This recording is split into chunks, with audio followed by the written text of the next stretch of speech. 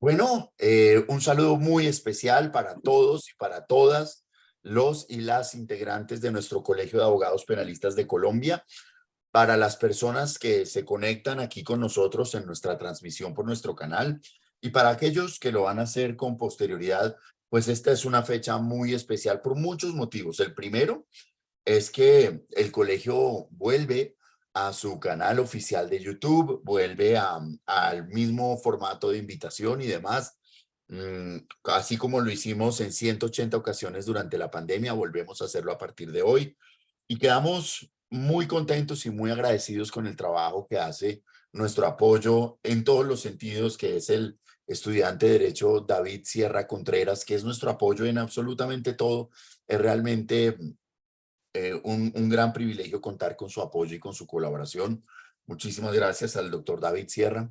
Y para hoy, pues tenemos un regreso a nuestro canal con una conferencia fascinante. Hoy tenemos un invitado muy especial, el doctor Jaime López, quien nos acompaña. Él es abogado de la Universidad del Rosario, pero lo más importante es que cuenta con un LLM en la Universidad de Cornell en Nueva York, en Estados Unidos.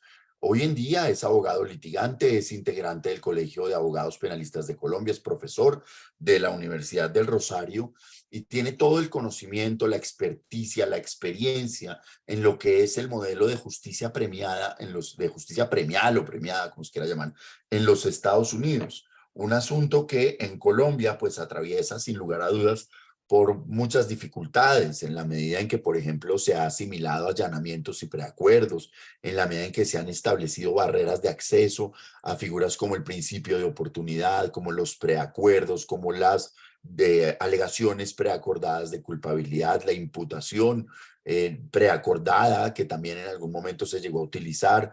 Se han establecido todo tipo de barreras que de alguna forma han desnaturalizado lo que es un sistema penal acusatorio. Por eso quisimos oír la voz de un experto, porque para nadie es un secreto que el sistema procesal penal colombiano pues tiene una vocación de imitar al sistema norteamericano o al sistema puertorriqueño, que esa fue la vocación con la que se creó este sistema, que sigue siendo además una fuente para su aplicación y su interpretación, pero pareciera que perdimos el rumbo. Y es por eso que hemos invitado muy especialmente al doctor Jaime López, que conoce el sistema penal acusatorio puro, el sistema penal acusatorio de los Estados Unidos, para que él nos cuente cómo funciona allí y quizás de alguna forma podamos reencontrar el camino, porque la realidad es que pienso yo que el sistema acusatorio está montado sobre este tipo de figuras. Y si no funcionan, no funciona el sistema como un todo. Entonces, doctor López, para mí es un gran honor tenerlo acá. Quiero aceptarle, quiero, digamos, transmitirle una gratitud muy especial del Colegio de Abogados Penalistas de Colombia por aceptar esta invitación.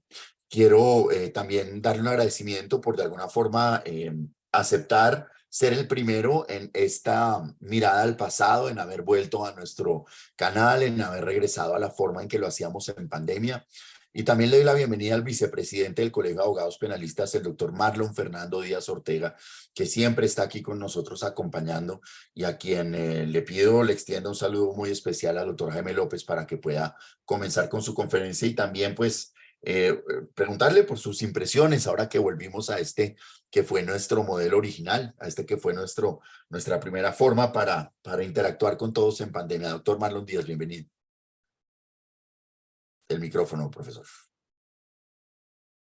Muchas gracias, presidente, y muchas gracias, doctor Jaime López, por aceptar esta invitación y, por supuesto, la gratitud siempre con David por todo el apoyo.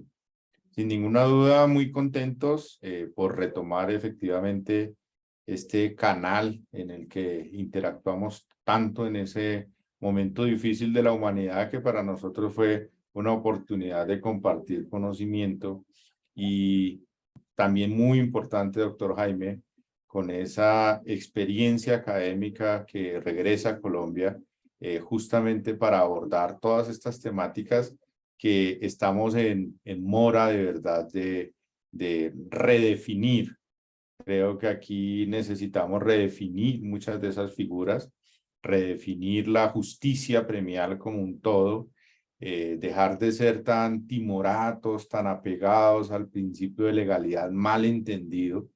Y creo que si se abrieran las posibilidades de negociación real, sin tantos obstáculos que nos inventamos, los primeros son legislativos, los segundos jurisprudenciales y los terceros son de mucho temor de los funcionarios en la aplicación de cualquiera de estas figuras.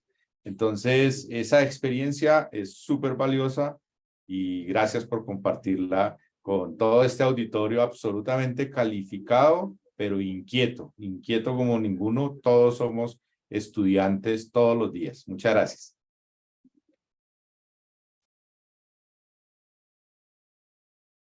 No, muchísimas gracias a ustedes. Bueno, no, por supuesto, un saludo al doctor Bernate y un agradecimiento muy grande por esta oportunidad. Me encanta poder ser parte de volver a estas charlas. Creo que son muy buenas para todo el mundo, las disfrutamos muchísimo los que nos conectábamos en momento en pandemia y qué buen momento para volver a hacerlo.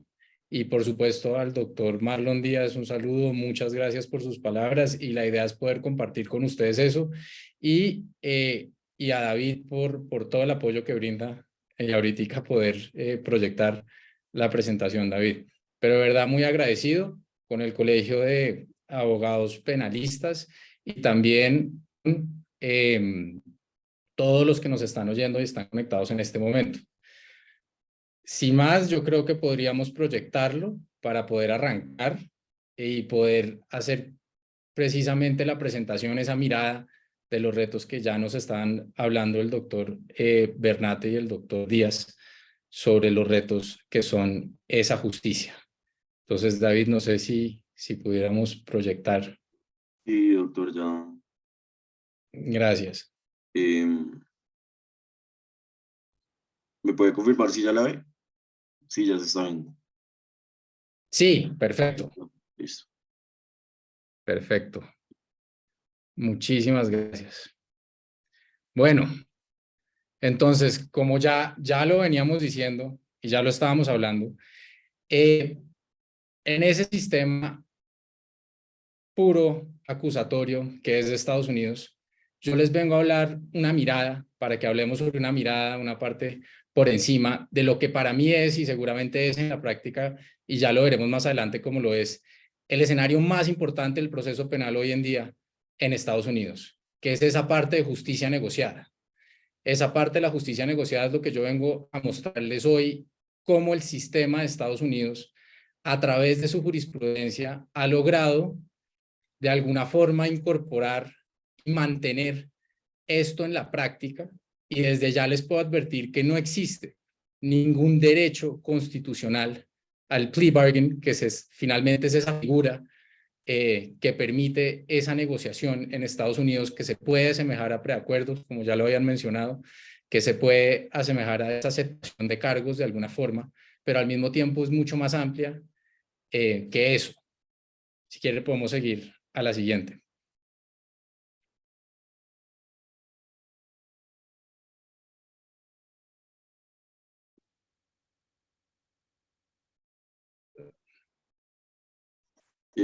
Hay un segundo que no. ¿No pasa?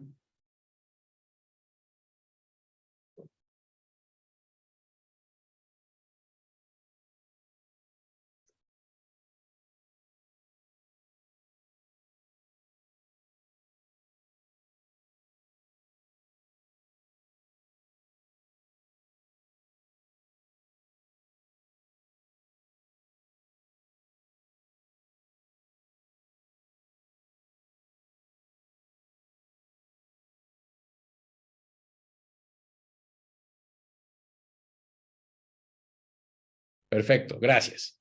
Entonces, para esta mirada, esta charla, lo que yo les traigo es el siguiente orden. Hablemos sobre algo general de lo que podría ser el sistema federal, simplemente para ubicarnos en el escenario de lo que vamos a hablar.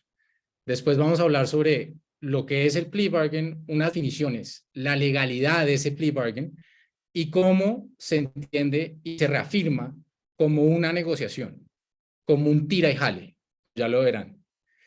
y cómo la Corte, a través de jurisprudencia, ha venido a darle una protección a ese escenario que en la práctica, hoy por hoy, vuelvo y les reitero, es el más importante del proceso penal en Estados Unidos. Después miraremos los guilty pleas, que son finalmente como uno responde ante la imputación de cargos, ante la acusación. ¿Cuáles son los requisitos que se necesita? Que ahí vamos a ver muchas similitudes con el nuestro, pero los miraremos en el de ellos, para terminar viendo unos pros y contras de lo que se debate hoy en día y lo que allá hoy en día deciden eso, que se asemejarán a lo que el doctor Bernate ya hablaba sobre esos escenarios y cómo nos puede beneficiar o no. Y finalmente, los aspectos psicológicos para terminar lo que podría llegar a ser esos retos que viene a la hora de tener una justicia negociada de esta forma. Si podemos seguir, David. Gracias.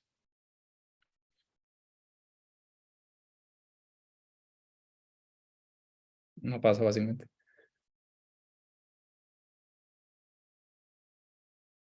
Eso, perfecto. Entonces, para hablar sobre estos temas de plea bargain, lo primero que me gustaría es ubicarnos nosotros en esta charla. ¿Dónde vamos a estar parados? Vamos a estar parados en el sistema federal de Estados Unidos. Como ustedes muy bien ya saben, Estados Unidos es un estado federado. Cada estado tiene su propia constitución y sus propias leyes, y por supuesto eso significa que cada estado tiene su propio código y su propio procedimiento. Sin embargo, existe un sistema federado de Estados Unidos con su código federado y sus reglas de procedimiento. Donde nos vamos a concentrar hoy, vamos a ver las reglas de procedimiento y los casos de procedimiento que afectan al sistema federal como tal. Hay un tema que hay que tener claro, y es, por supuesto, en Estados Unidos se permite que los estados tengan sus propias leyes siempre y cuando sus propias leyes otorguen las mismas o más protecciones que otorga la Constitución. En dado caso que no se haga, entonces sería inconstitucional, que es lo que vamos a ver ahorita en el desarrollo de legalidad. Siguiente, por favor. Veamos entonces para esta charla lo que son las definiciones generales. ¿Qué es lo que significa plea y qué es lo que significa bargain? ¿Qué es plea? Plea normalmente, en su definición normal, es una petición o una súplica. Para el proceso y para el procedimiento penal, lo que significa es finalmente una forma de responder a la imputación. Se los digo en este momento porque más adelante vamos a hablar sobre lo que son estos guilty pleas o cómo uno puede aceptar cargos. Pero finalmente, eso es lo que significa para nosotros un plea. Y ahí les traigo la definición de lo que significa un plea, que es la forma de responder a esa imputación de cargos. Y bargain, lo que significa pues en el lenguaje, es un acuerdo entre las partes y la obtención de algo a través de una negociación. Eso es muy importante, porque finalmente bargain está haciendo referencia a unos conceptos de negociación muy específicos, en donde vamos a hacer algo, en donde yo doy algo y me tienen que dar. Esto parece muy simple, pero es muy importante tenerlo en cuenta. Siguiente, por favor. Nos fuimos muy adelante.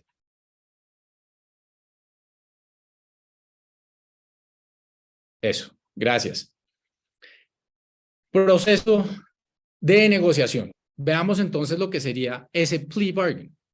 El plea bargain es sobre todo el proceso de negociación entre lo que un imputado o acusado, y cuando lo leamos en definiciones que traen de allá, las definiciones son defendant, que es defendido. Entonces es el proceso de negociación entre el imputado, acusado, un defendido, y la fiscalía, mediante el cual el primero acepta cargos, admite culpa, que por supuesto nosotros admitimos cargos, ya que culpa nuestra parte sistemática al desarrollo del derecho penal significaría otra cosa. Para ellos es guilt, que simplemente es aceptar los cargos, a cambio de ciertas concesiones que brinda la fiscalía. Y cuando nosotros le damos a continuación la definición de lo que pueden traer los doctrinarios de allá, de lo que es un plea bargain, ellos lo hablan como government, porque aquí, pues, no sobra recordar que en Estados Unidos la fiscalía hace parte del ejecutivo y por lo tanto, muchas veces dentro de sus mismas decisiones, dentro de la jurisprudencia y las argumentaciones de los litigantes, se habla del gobierno, no de la fiscalía. Se habla que el gobierno faltó o el gobierno está haciendo la negociación, haciendo alusión, por supuesto, a la fiscalía. Las principales concesiones pueden ser, pero no se limitan. Cambio en la cantidad o la gravedad de delitos y o sugerir el tiempo de condena en la sentencia.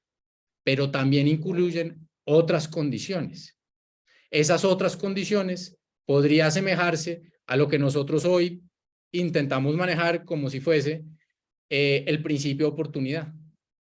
Ciertas condiciones que se deben de dar. Hay que advertirlo desde este momento. No existen condiciones taxativas para este tipo de negociaciones. Precisamente en el sistema de Estados Unidos se deja abierto por esta noción de negociación que se lleva a cabo entre las dos partes. Y como se podrán dar cuenta, más adelante lo podremos hablar, aunque lo advierto que no vamos a poder cubrir todo a fondo de cómo se llevan a cabo esas negociaciones, pero finalmente se protege como si fuese una negociación. Y así lo ha reconocido la Corte. Es una negociación entre partes. Y una de las partes puede faltar a la negociación, puede incumplir esa negociación, ese contrato que surge. Así entonces, el plea bargain es sobre todo un proceso. Es sobre todo un proceso de negociación en donde usualmente, y aquí se asemeja mucho a nuestro preacuerdo, se habla sobre cambiar delitos o se habla sobre fijar las sentencias. Pero lo mismo sucede, lo mismo que acá puede suceder allá. Lo que pasa es que en la práctica los jueces acatan usualmente lo que la fiscalía sugiere. Pero no significa que el fiscal pueda poner la condena específica o el monto. No lo puede poner, no puede poner el tiempo de una condena. Se lo sugiere. Finalmente siempre será el juez, así como acá. Siguiente, por favor.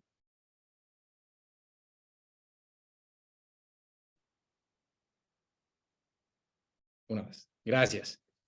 Una más adelante. Eso.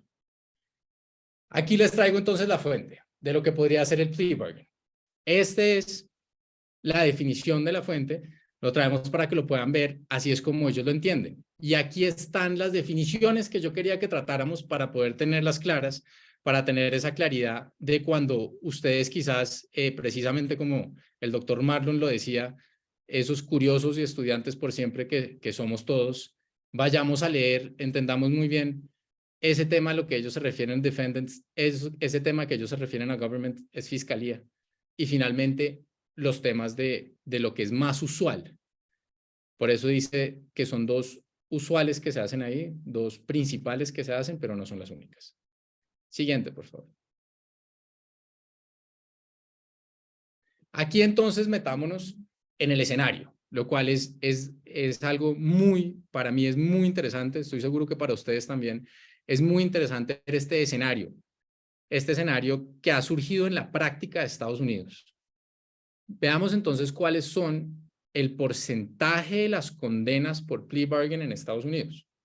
Y va a haber un salto significativo, pero sobre todo se van a dar cuenta que viene desde hace muchísimos años y que la Corte nunca lo había tratado de forma directa hasta mucho después.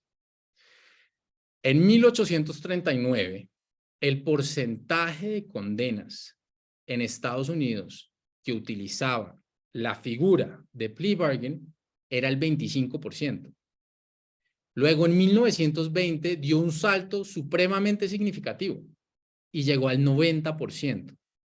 Y hoy en día, en el sistema federal, se habla de un 97% de condenas. Eso es un escenario, yo no sé ustedes cómo lo verán, pero es un escenario supremamente excepcional. Estamos hablando que el 97% de las condenas del sistema federal de Estados Unidos es a través de un plea bargain. Ya veremos después, hacia el final discutiremos las consecuencias, pero ustedes ya podrán ver que ese estadio de la negociación ha casi suplantado el proceso. Básicamente se ha vuelto supremamente importante y ha sido tratado como un estado de negociación, pero también se le ha reconocido ciertas protecciones. Pero entonces estamos hablando sobre una figura que significa el 97% de los casos en donde se le afecta la libertad a una persona. Y ahí estamos parados. Así de importante es esta figura. Así de fundamental es estudiarla. Y por supuesto, por parte de nosotros, que estamos queriendo parecernos a ellos por un tema de eficiencia, por un tema de eficacia, por un tema de economía procesal, tenemos que tener conciencia de lo que queremos es llegar a esos números, que estoy seguro que todos sabemos que eso fue lo que motivó precisamente parecernos cada vez más a ese sistema. Tenemos que estar conscientes sobre este escenario. Siguiente, por favor. Veamos entonces la legalidad. Finalmente, ¿cómo empiezan a hablar en Estados Unidos? ¿Cómo aborda por primera vez la Corte Suprema de Justicia de Estados Unidos esa figura que no está propiamente dentro del proceso penal, no está propiamente validada por la Constitución, pero que hoy en día representa el 97% de las condenas, que ahí es donde se hace? ¿Cómo se hace entonces? ¿Cómo la Corte lo aborda? Y se los advierto desde ya. Lo primero que les va a decir la Corte, la primera vez que lo aborda la Corte, lo aborda desde un punto de vista de presión.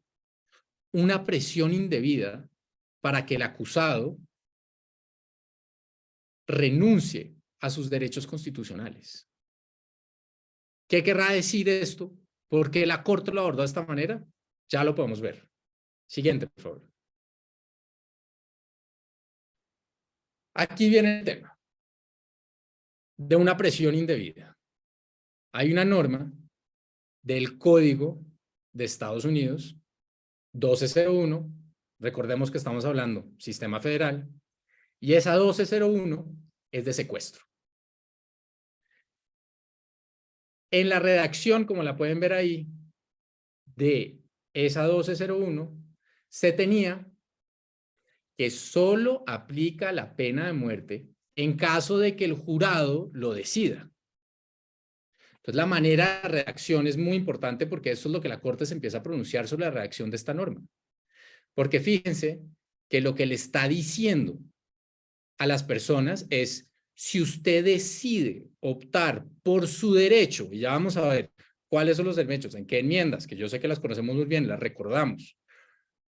Si usted decide optar por el derecho constitucional que usted tiene de ir a un juicio de un jurado, constituido por un jurado, entonces se puede enfrentar a la pena de muerte. Por supuesto, lo que la Corte dijo fue, ¿quién va a querer? Eso es una presión indebida. ¿Quién va a querer irse a un juicio con jurado cuando pueden condenarlo a muerte? ¿Es mejor negociar? Es mejor negociar, porque si una persona se enfrenta a la idea y el fiscal se sienta y le dice, yo voy a negociar con usted, porque fíjese que si usted no negocia conmigo, nos vamos a un juicio y el jurado lo puede condenar a muerte. Más bien negocie conmigo. Siguiente, por favor. Y aquí viene el primer pronunciamiento en este sentido. En ese caso de United States contra Jackson, en 1968, la Corte decide sobre la inconstitucionalidad de la norma, ya que pone una indebida presión al acusado para aceptar cargos, pues según la norma, la pena de muerte solo procedía en un juicio por jurado. Manda un mensaje disuasivo de los derechos del acusado. La primera vez que la Corte habla sobre una negociación y sobre cómo esa norma que se utilizó para la negociación, del marco en la que se dio la negociación, la Corte dijo es inconstitucional. Porque le pone una presión indebida al defendido, al acusado, quien naturalmente va a optar por negociar antes de enfrentar la pena de muerte. Siguiente, por favor.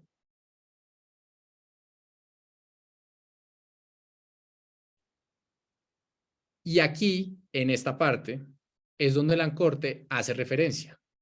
¿Qué entonces es lo que la Corte le está diciendo puntualmente que resulta inconstitucional? Pues que está afectando la quinta y la sexta enmienda, que son los derechos constitucionales que se tiene, uno, a no autoincriminarse en la quinta enmienda, y dos, al derecho que yo tengo a un jurado. Entonces, por lo tanto, la Corte utilizó la palabra needlessly. No era necesario, es innecesario tener esa presión frente a los derechos constitucionales que tiene el acusado de, uno, no autoincriminarse, y dos, escoger, si él lo quiere, un juicio por jurado. Siguiente, por favor. Ahí está la quinta enmienda. Por supuesto, la parte subrayada la puse yo simplemente para propósitos académicos de hoy, de poder verlo, como efectivamente esta quinta hace referencia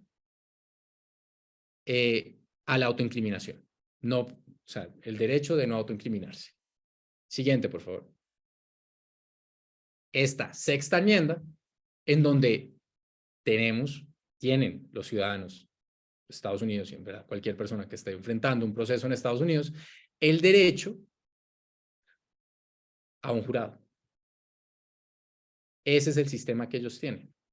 Y especialmente esta enmienda, y las otras también, pero esta ha tenido mucho desarrollo jurisprudencial, es muy nutrida esta sexta, tiene mucho que ver, y no la vamos a volver a encontrar ahorita más adelante con respecto a las protecciones que se le deben de dar al plea bargain, pero era para que ustedes vieran dónde está ubicado y para que pudiéramos ver exactamente cuáles eran las protecciones inconstitucionales que resultaba de ese momento de la negociación. Siguiente, por favor.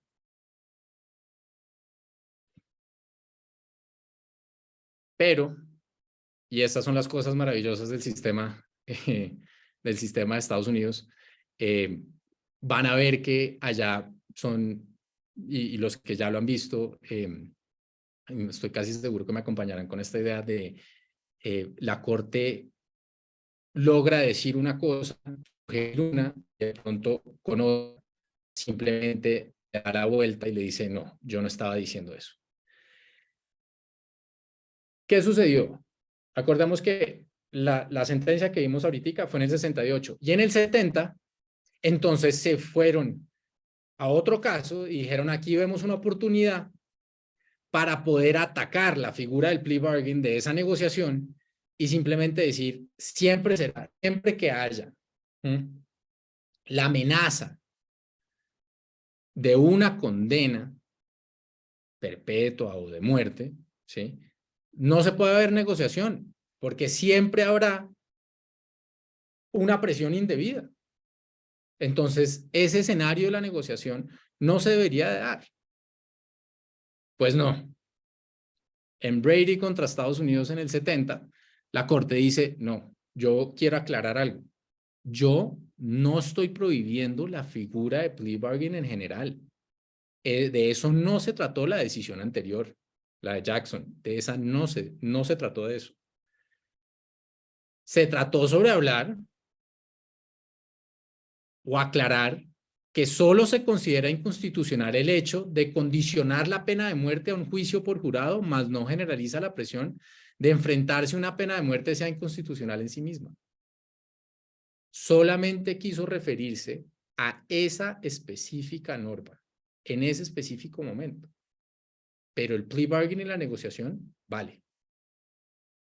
Entonces la dejó viva. Continuó. El plea bargain no fue atacado de forma general. Siguiente, por favor. Y en esa misma decisión, da un paso más y aclara. Es una decisión sobre derechos constitucionales. Es decir, el plea bargain finalmente va a ser una aceptación. Una aceptación de cargos, sí, y ya veremos más adelante cómo la Corte dice no solo es una aceptación, es una condena. La persona se está condenando a sí misma. Pero sobre todo está renunciando a derechos constitucionales. Y como está renunciando a derechos constitucionales, tiene que cumplir con ciertas características. Sí habló sobre la validez que tiene que tener ese plea bargain, la validez que tiene que tener esa negociación o la manifestación que hace la persona. Y sobre la manifestación que hace la persona, tiene que ser voluntaria, con conocimiento. Y aquí el sistema gringo habla sobre knowingly and intelligently. No basta con que la persona diga que sabe.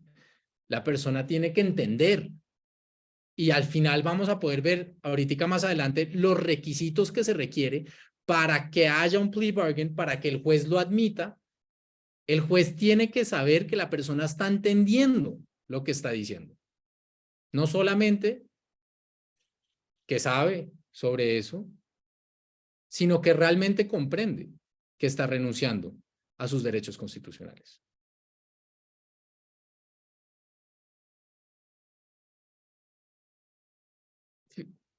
Dentro de esas sistema de validez, se parece muchísimo a nosotros, pero dentro de ese sistema de validez, ahí podemos ver que efectivamente, lo trae la Corte en la decisión que les estoy mostrando, es finalmente renunciar a sus derechos constitucionales. Ese es el escenario al que nos enfrentamos. Entonces, ¿qué ha dicho la Corte? La Corte dijo, bueno, hay una parte dentro de la negociación que me pareció injusta. Injusta en el sentido de que pronto había una presión injustificada. No era necesario que esa norma específica dijera que solamente se puede perseguir la pena de muerte por el jurado, porque entonces disuade. Pero luego dice, no es una prohibición general poder negociar. Es más, lo que se requiere de la negociación es finalmente la renuncia de los derechos constitucionales que tiene el acusado y por lo tanto debe verificarse esto para su validez. Porque lo que yo voy a verificar como Corte es que la persona sepa que está renunciando a los derechos constitucionales que tiene.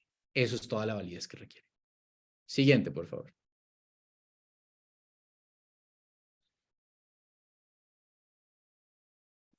Bien, entonces la pregunta. Sí se puede negociar, pero ¿cómo? Si finalmente la Corte decía, ¿acaso todo se vale? ¿Se permite negociar de esta forma? La Corte aborda, dentro de otros casos, pero les traigo este.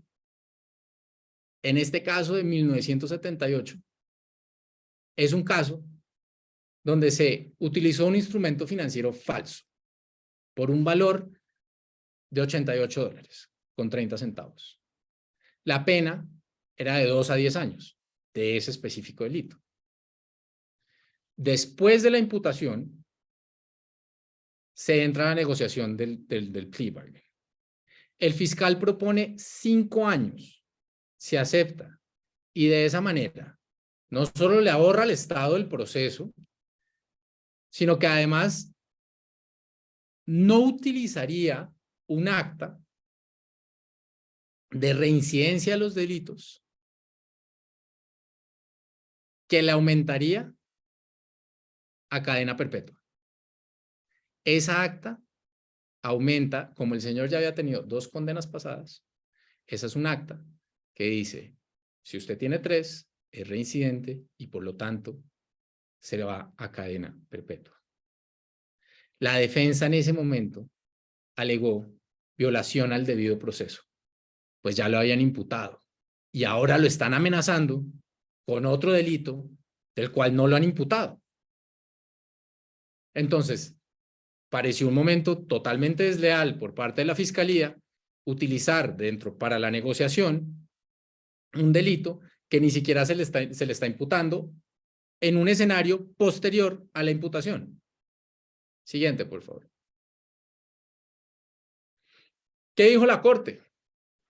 La Corte dijo, sí, efectivamente, no se puede condenar a alguien por un delito que no cometió, pero sí se puede negociar con los delitos que la Fiscalía así lo considere.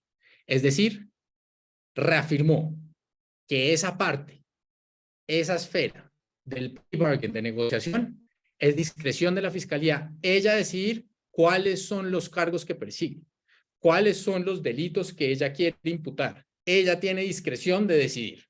Y esto nos daría para otra charla diferente de cuáles son las discreciones de la Fiscalía, donde se le ponen las líneas a la Fiscalía, en las discriminaciones que puede hacer la Fiscalía, esas han sido las líneas, pero finalmente la Corte reafirma y dice, mire, se tiene toda la razón, a nadie se le puede condenar por un delito que no comete, a nadie se le puede condenar, no, sería totalmente erróneo poder condenar a una persona por algo que no hizo.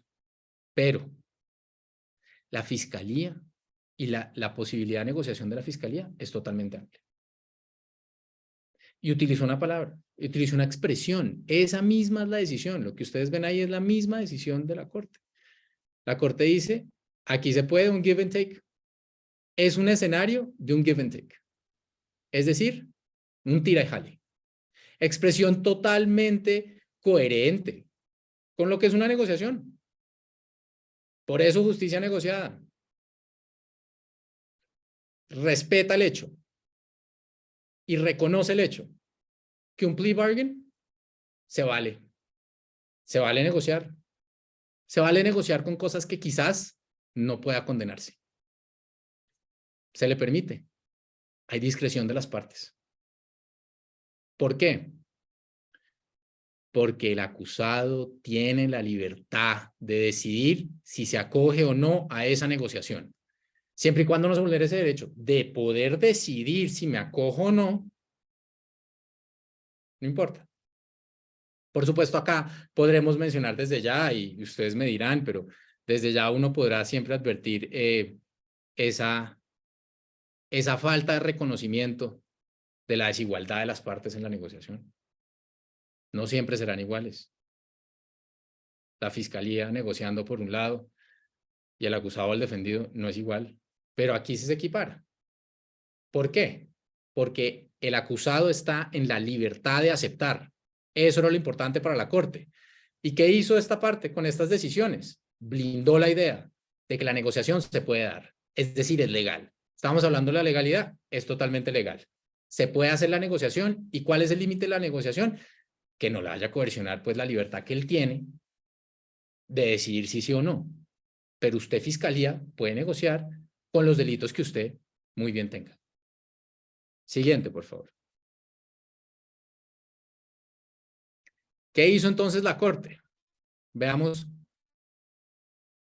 ¿Qué hizo para darle protección constitucional a un escenario que, como ya hemos dicho, es el 97% de las condenas? Claramente tiene que haber alguna manifestación más fuerte, porque hasta el momento, y lo que dije desde un principio, no hay ningún derecho constitucional a negociar. No existe. Eso no existe. Se extiende entonces la protección constitucional de tener un abogado en esa etapa del proceso.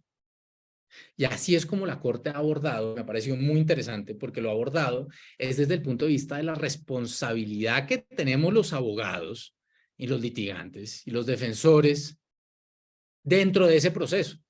Porque como ya lo van a ver, la solución que tiene el sistema y la solución de Estados Unidos es muy interesante porque es utilizar lo que ya tienen, pero darle responsabilidad al abogado y decirle si hay una forma, ya lo vamos a ver, si hay una forma en la que puedo invalidar un plea bargain y es por ineficacia, negligencia o responsabilidad del abogado defensor con su cliente.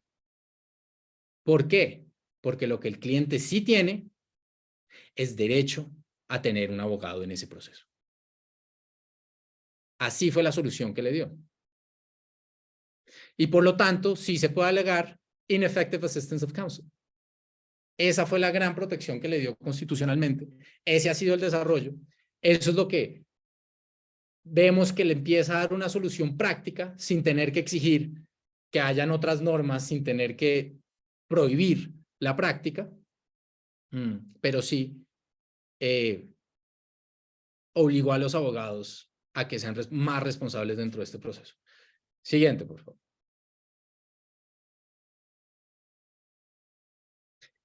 Aquí les traigo una de las decisiones que habla sobre eso, muy famosa, muy citada en Estados Unidos con respecto a este tipo de procedimientos.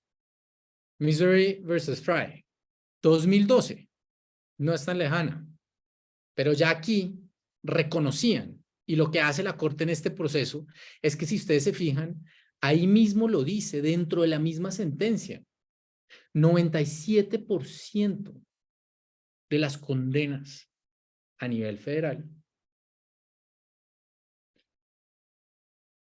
son por plea bargain.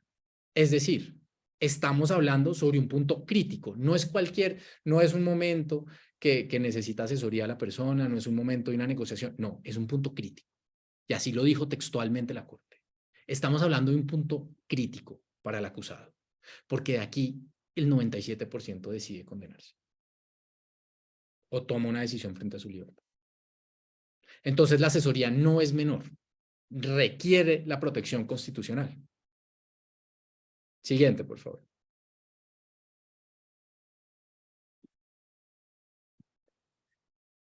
¿Y qué ha dicho?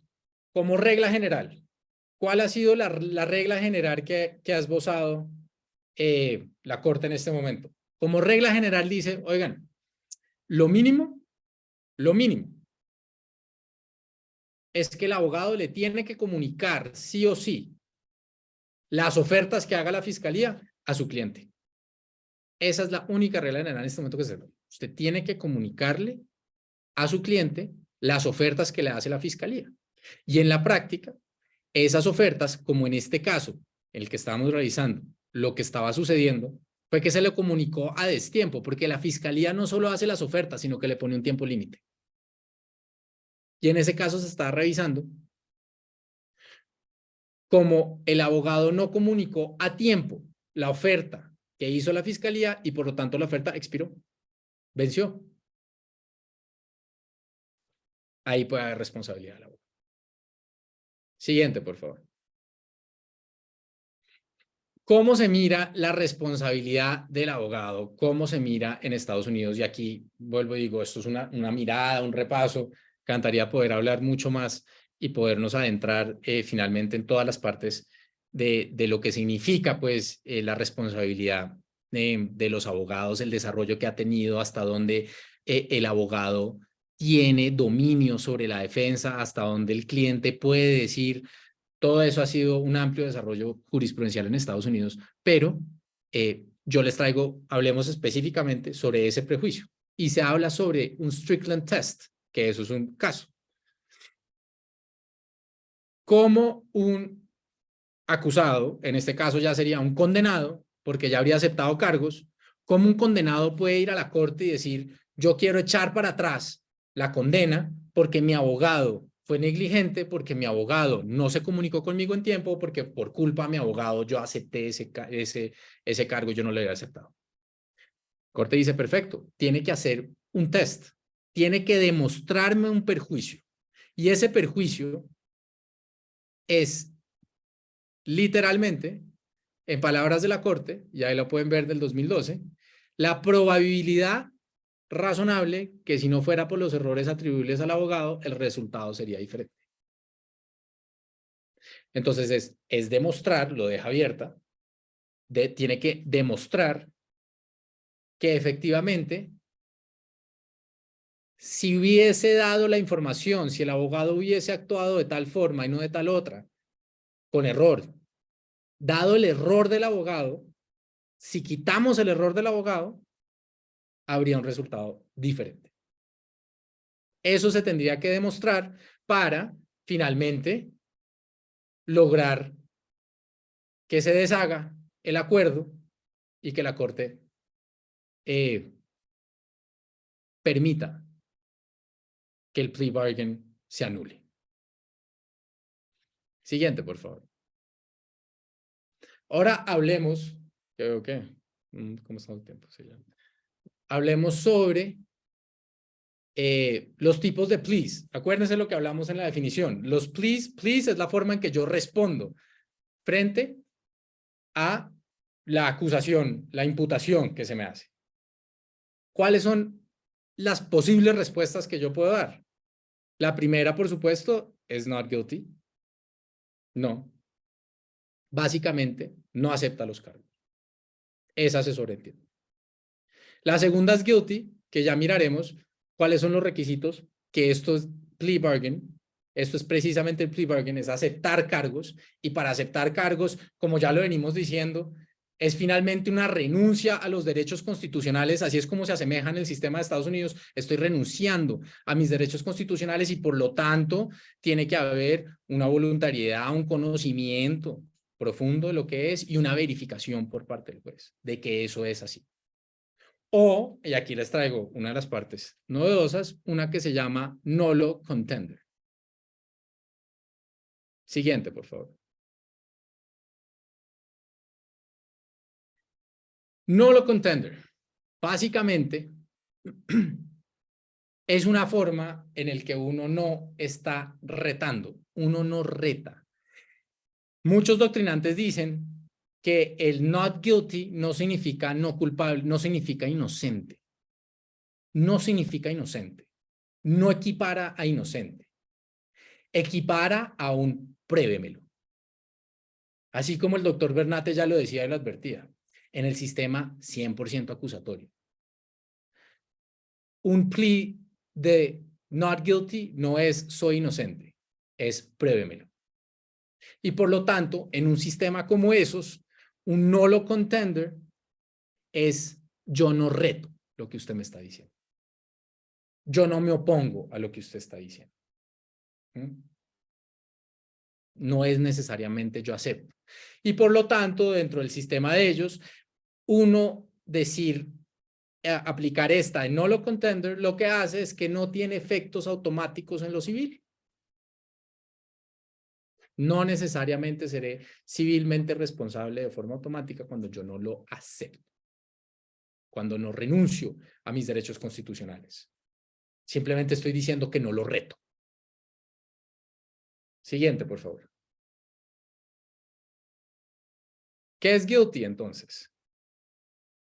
La misma corte lo ha dicho. Aceptar cargos no es solamente aceptar culpabilidad, decir yo lo hice, no es solamente eso, es efectivamente condenarse. Y como efectivamente se está condenando, tienen que haber unos requisitos específicos a la hora de la persona decir semejante manifestación. Siguiente, por favor.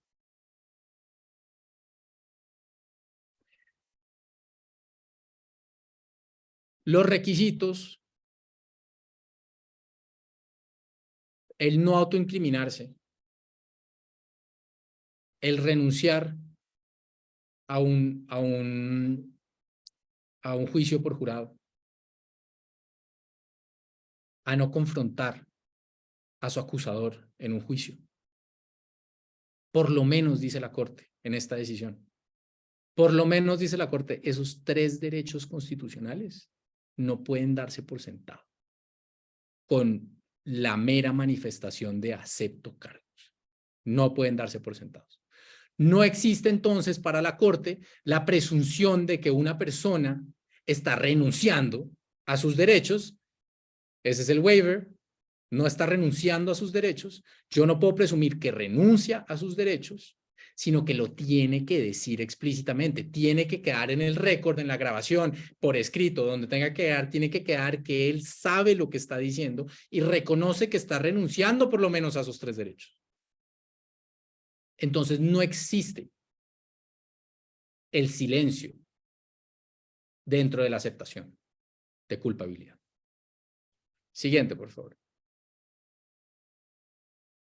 Y entonces acá les traigo la regla 11 del Código de Estados Unidos, nuevamente, sistema federal. El juez debe verificar que la persona entiende que tiene el derecho a no autoincriminarse, que tiene el derecho a un juicio por jurado, que tiene el derecho a ser representado por un abogado, la naturaleza del delito que le están imputando, que le están acusando. ¿Cuáles son los mínimos y los máximos a lo que se enfrenta el delito de sentencia? Lo que renuncia. En algunas veces renuncia a la apelación con esa aceptación.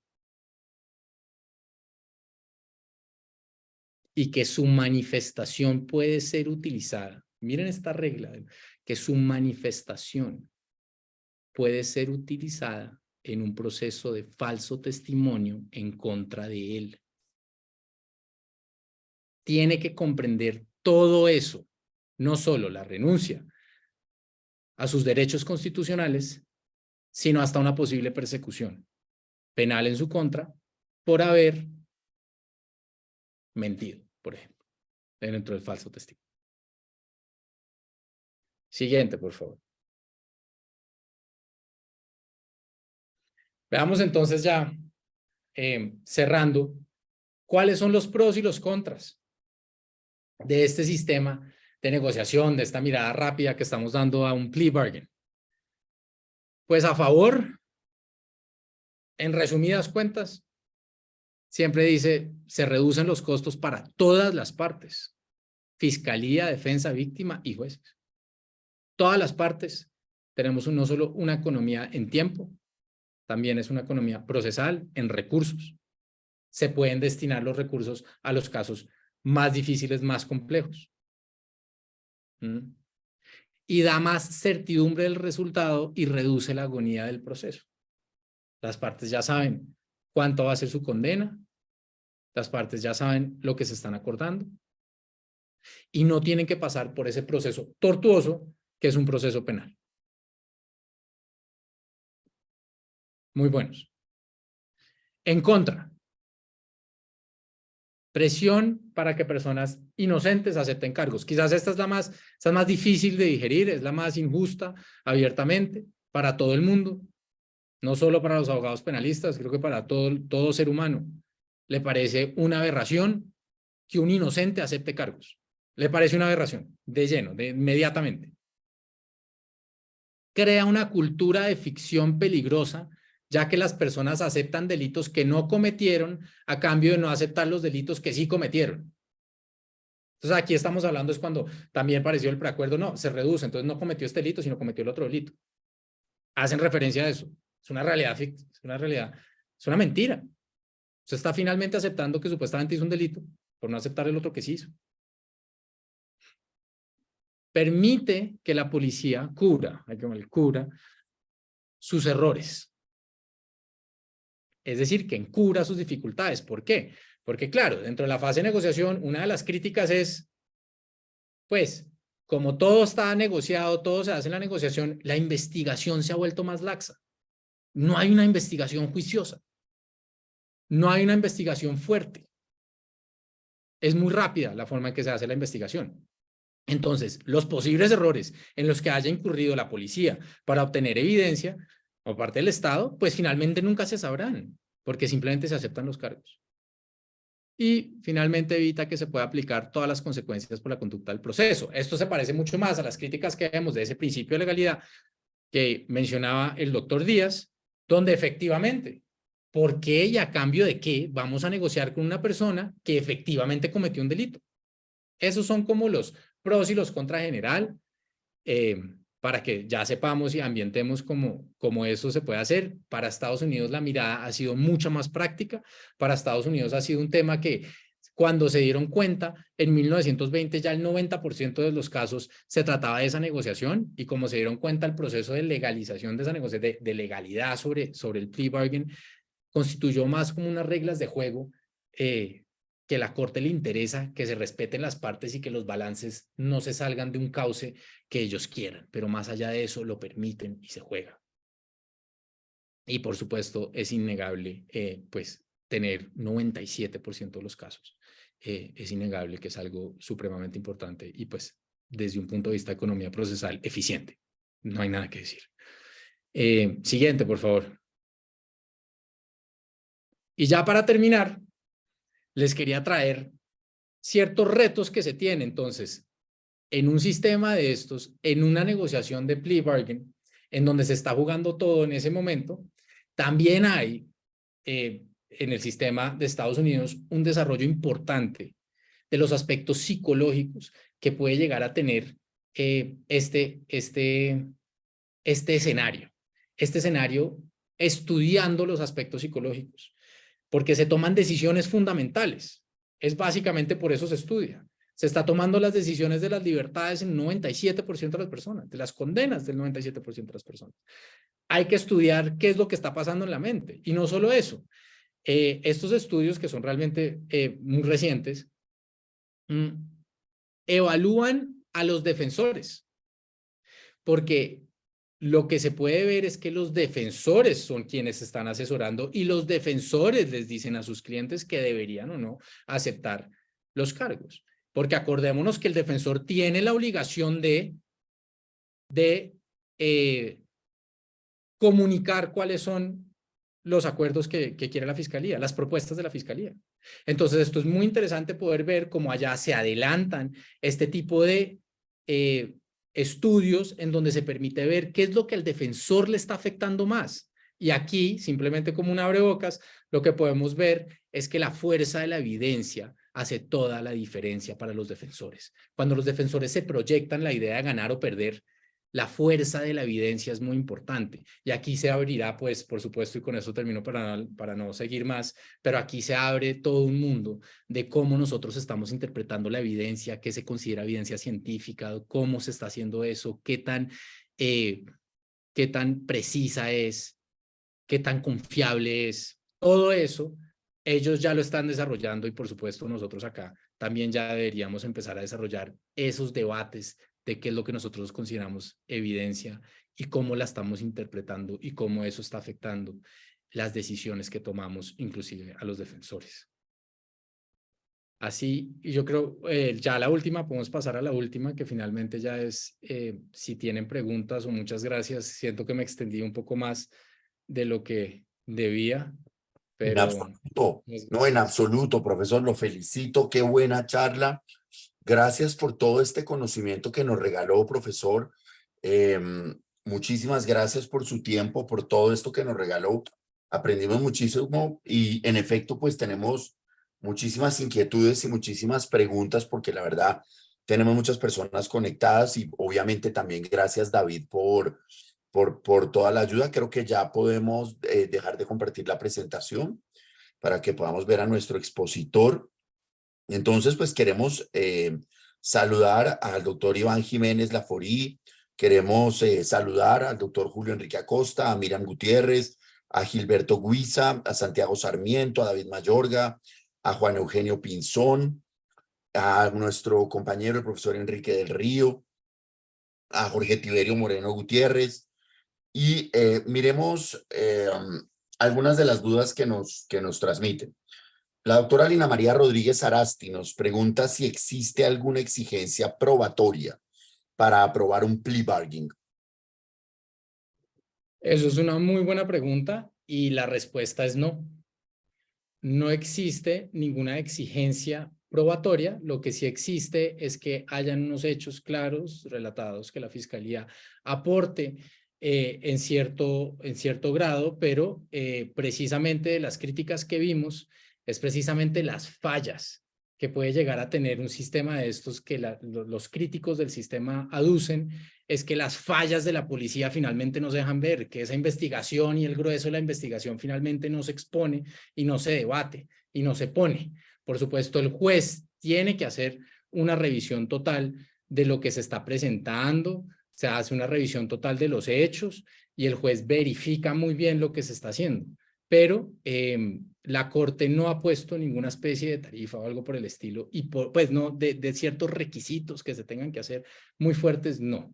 Lo deja la negociación y más teniendo en cuenta, por ejemplo, que otra de las críticas que se decía, en donde usted termina de aceptar delitos que no cometió, que pueden parecerse a nuestros preacuerdos, ¿cierto? Usted termina aceptando un delito que usted no cometió por negociar el que sí cometió. Entonces, precisamente no habría eso.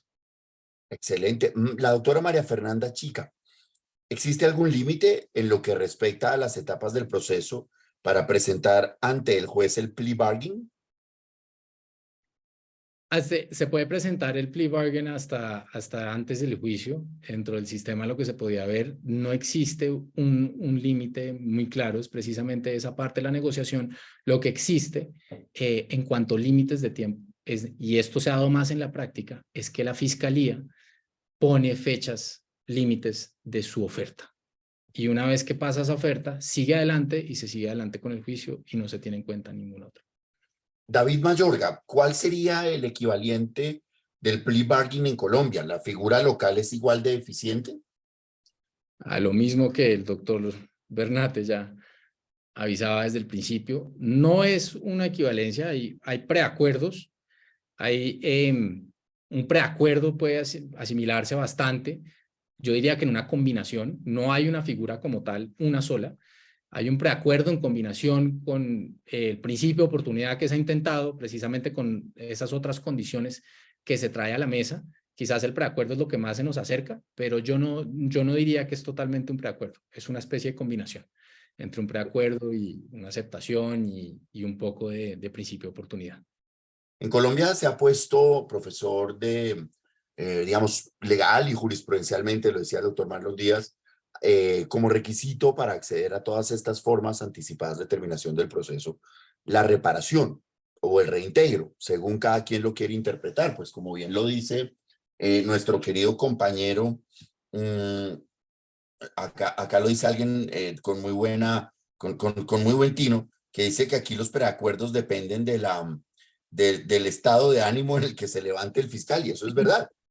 Y además se pone la talanquera de la reparación o reintegro, que en últimas pues deja la figura en manos de la representación de las víctimas. En los Estados Unidos, para acceder a estas formas anticipadas de terminación que hemos aprendido hoy, ¿es presupuesto la reparación o el reintegro? No así de claro. La verdad hay que decirlo, ellos no son tan sistemáticos como nosotros y creo que eso es una de las dificultades del diálogo que podemos tener con ellos. No es así de claro, pero en la práctica, por supuesto, lo que ellos siempre buscan es ese tipo de acuerdos, ese tipo de parte de la negociación de usted que va a reconocer, va a aceptar cargos, no va a aceptar cargos, pero hay que decirlo, la víctima en el modelo de Estados Unidos no tiene la misma preponderancia o reconocimiento que tiene en el modelo de nosotros en Colombia.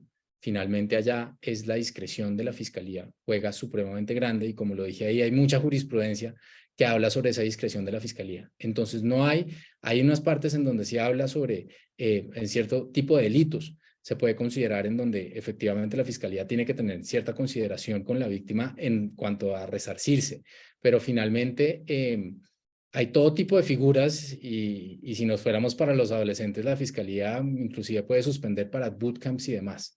Entonces no hay ese tipo y allá realmente la discreción de la fiscalía es, si acá nos parece que se levantan y toman una decisión, allá es aún más fuerte, aún más fuerte. Hay otros controles que se tienen en cuenta y además allá hay algunos fiscales, son elecciones populares y eso trae sus propias dinámicas, pero sí, básicamente allá es inclusive más abierto la discreción.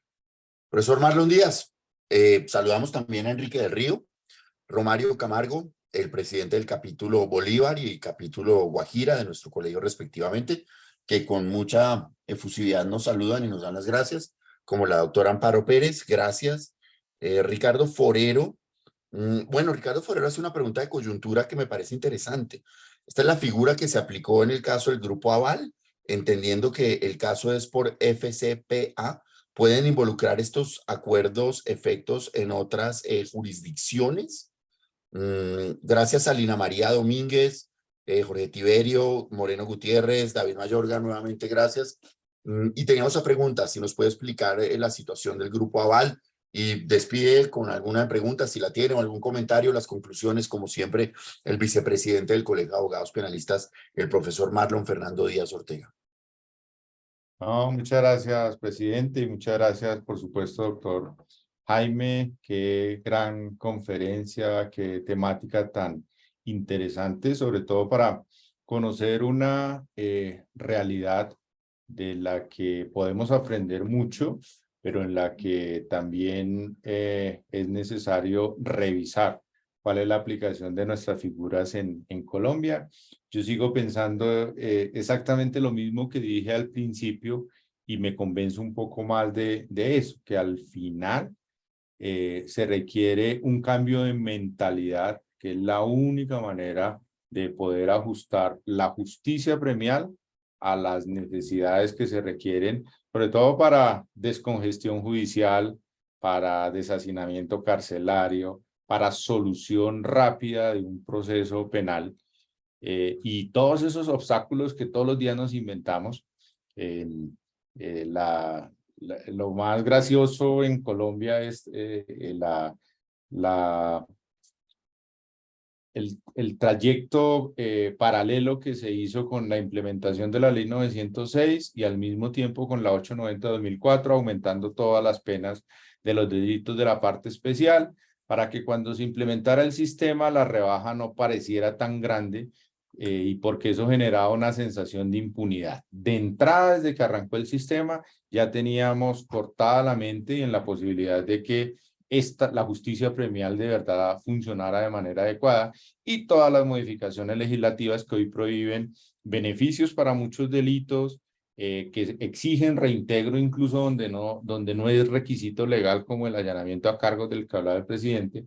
Y todo eso creo que con su acompañamiento, doctor Jaime, con esa experiencia, creo que será muy interesante plantear, ojalá desde los escenarios del Colegio de Abogados Penalistas, modificaciones legislativas en ese propósito, que inclusive, y yo lo hablaba con algunas directivas de la Fiscalía General en un momento, en un escenario más académico, les decía, la Fiscalía, sin necesidad de hacer modificaciones legislativas, modificando la directiva del principio de oportunidad, podría generar unos cambios trascendentales en la aplicación de ese principio, de las causales, darle más laxitud a sus fiscales. Pero de nuevo, yo no soy el conferencista. Muchísimas gracias, doctor Jaime, de verdad, y a todas las personas que estuvieron conectados. Presidente, explíquenos un poco.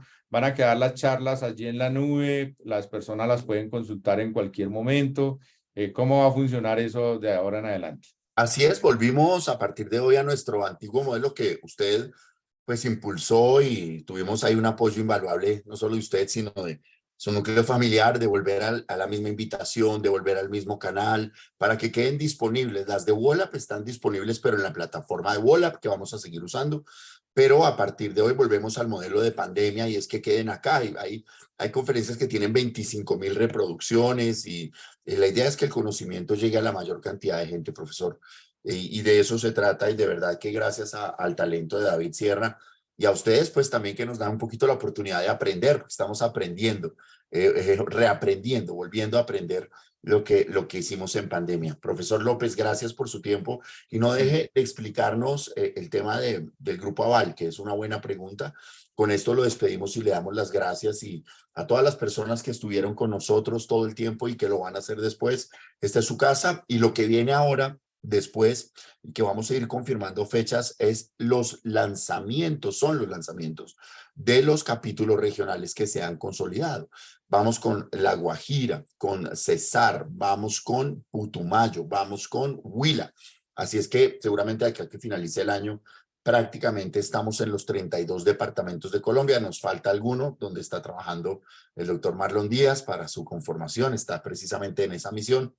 Y bueno, la idea es que todos vuelvan a este canal, y la idea es que cualquier intervención es más que bienvenida. Así es que, doctor López, gracias, y regálenos esa explicación del Grupo Aval. La Presidente, un pregunta, segundo antes, perdón que lo interrumpa, doctor López. A Putumayo tenemos que hacer una comisión muy grande para acompañar el lanzamiento de ese capítulo. Ese es el compromiso de la directiva del colegio, y por supuesto de todos los abogados que nos quieran acompañar, porque esa es nuestra patria. Y lo segundo, presidente, también hay unos comerciales un poco que usted nos dé de que estamos preparando la asamblea del colegio para antes de que termine este año. Esperamos que sea para su aniversario. Estamos como en noviembre aproximadamente. También estamos en ese ejercicio, ¿no? Claro que sí, claro que sí, claro que sí. Hay que hacerlo y lo vamos a hacer. Y todos invitados a Putumayo, donde probablemente se junten las dos cosas. No se le haga raro que se junten las dos. Doctor López, Gracias. La pregunta, doctor Bernat, la pregunta era en el sentido que si se podía aplicar un acuerdo a otra jurisdicción. la pregunta es, ¿qué explicación hay de esta situación del Grupo Aval que llega a un acuerdo con la Fiscalía y hasta qué punto ese acuerdo que se alcanza en los Estados Unidos puede tener efectos en otra jurisdicción?